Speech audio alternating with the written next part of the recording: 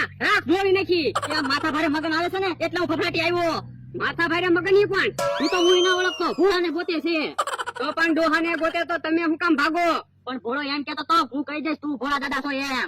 પણ તમે તો ક્યાં કાકા છો? તમે ક્યાં ભોળા દાદા છો? તને ખબર છે હું ક્યાં કાકા છું એમ? માથા ભારે મગન ને ક્યાં ખબર છે હું ભોળા દાદા છું ક્યાં કાકા છું? ઓલું કોણ આવે? ઈ જ માથા ભારે મગન છે. તમારું નામ ભોળા દાદા છે? ના ના, મારું નામ અમથો છે. તમારું નામ ભોળા દાદા છે? ના ના, મારું નામ કેહા કાકા છે. બોલો સમાજનો ભોળા દાદાને ગોતું પણ ભોળા દાદા જડતા નથી. અમથા ઈ ભલે એમ બોલે પણ તે તો માથા ભારે. હા હા, મને એમ જ લાગે. સાચું બોલો છો ને તમે? ભોળા દાદા નથી. એ ભાઈ તમને ખોટું લાગે તો મારું આધાર કાર્ડ જોઈ લો. મારું નામ અમથાભાઈ છે. મારું નામ કેહાભાઈ છે. યો બોલો તો હવે મારે ભોળા દાદાને ક્યાં ગોતવા? ઓય બાપા, ઓય બાપા, ઓય બાપા. શું કેહા કાકા? રાયડું હુકમ પડ્યો. એ માથા ભારે મગન મારા પગ ઉપર પગ દઈને વયો ગયો. કેહા કાકા દેકારો કરે છે. મને તો એવું લાગે માથા ભારે મગન ને કેહા કાકા ડીબા. ઈ વાત હાચી એટલે જ દેકારો કરતા છે. તો કેવો હાસુ કહી દેવાનો છે. માથા ભારે મગન મને ડીબી નાખશે. હું ભોળા દાદા તમે કે રોજ નઈ ઉપાધિ લાવો. આજે અમારે હેરાન થવાનું. પણ હું ક્યાં ઉપાધિ લાવ્યો? હું તો માથા ભારે મગન ને ઓળખતો હોય ના. હાલો હાલો, હું તો દુકાને ભાગું. તમે ક્યાંથી દુકાને ભાગો? કાયા તો હું તો પણ તમે માથા ભારે મગન ને કહી દો ને તમે તે ભોળા દાદા છો. ના રે ના, તો માથા ભારે મગન મને ઢીબી નો નાખે. ભોળા દાદા મને એક વિચાર આવ્યો. કે મમરાભાઈ ને એક દિવસ પછી ભોળા દાદા બનાવી ગયો ને. એમ થાય લે મમરાભાઈ, તમે એક દી પૂરતા ભોળા દાદા બની જાવ ને 500 વીઘાના માલિક બસ. ના રે ના, મારે કઈ ખોટા ખોટા માર નહીં ખાવા હો. ભોળા દાદા તો 10,000 રૂપિયા આપી ગયો. મમરાભાઈ 10,000 રૂપિયા આપું તો ભોળા દાદા બની જાવ ને. 10,000 રૂપિયા આપો તો ભલે મારા માર ખાવા પડે, બીજું હું. તો લ્યો 10,000 રૂપિયા અને આધાર કાર્ડ બસ. એ વાંધો નહીં. માથા ભાઈ મગન તો અહીં આવે. એ માથા ભાઈ મગન ભાઈ ઉભા રહો તો.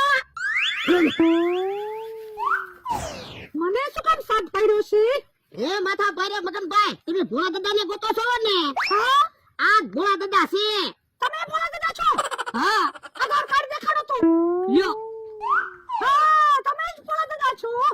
પણ તમારા ભોળા દાદાનું કામ શું છે? એમાં એવું છે આજે ઘરમાંથી એક કાગળ મળ્યો. કાગળમાં લખેલું છે ભોળા દાદાના દાદા પાસેથી મારા દાદાએ 50,000 રૂપિયા લીધા હતા. તો આમાં લખેલું છે જ્યારે 50,000 રૂપિયા પાછા આપો ત્યારે કાગળનો નાશ કરો. એટલે હું 50,000 રૂપિયા દેવા આવ્યો. તો લાવો પૈસા. ઉભા રહો માથા ભારે મગન ભાઈ, ઈ ભોળા દાદા નથી, હું ભોળા દાદા છું. તમે ક્યાંથી ભોળા દાદા હો? આ સામે ઉભા ઈ ભોળા દાદા છે. ઈ ભોળા દાદા નથી, હું ભોળા દાદા છું. હાસુ કહું. આધાર કાર્ડ થોડું ખોટું બોલે. ભોળા દાદા ઈ જ છે. ઈ ભોળા દાદા નથી, હું ભોળા દાદા છું. લાવો પૈસા. તમે તો મને કહેતા હતા ને આ સામે ઉભા ઈ ભોળા દાદા છે. ઈ તો હું ખોટું કહેતો તો. પૈસા માટે ખોટું કહો છો. મારું નામ માથા ભારે મગન છે. ટીવી નાખી તને મને ઉભા રહો. લ્યો ભોળા દાદા 50,000 રૂપિયા અને લ્યો આ કાગળ તમારા હાથે જ નાશ કરી નાખો. એ વાંધો નહીં. તો હવે તમને 50,000 રૂપિયા મળી ગયા? હા મળી ગયા. આજે મને નિરાશથી ઊંઘ આવશે. અમને નિરાશથી ઊંઘ આવશે પણ મને ઊંઘ નહીં આવે. લાવો બમણા પૈસા. ના રે ના, હું કે થોડા તમને પૈસા પાછા આપું. એમ થોડો હાલે. ઈ પૈસા મારા દાદાના છે. લાવો પૈસા લો. ભોળા દાદા આજ દોદી પૂરતો હું ભોળા દાદા હતો એટલે ઈ પૈસા હવે મારા કહેવાય. ના રે ના, પૈસા લાવો લો. લાવ ભાઈઓ આપું છું એક બાજુ રે. એ હારું. ના ભોળા દાદા મમરા ભાઈ તો ભાગી ગયા. હાલ હાલ તો એને પકડવી.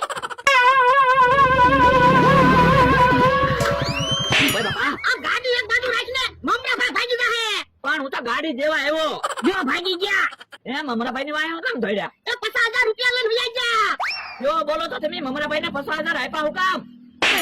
ઈ આને બધી ગાડી કરી. હરકુ સમજીને ન આવે પૈસા આવવાના હોય ત્યારે.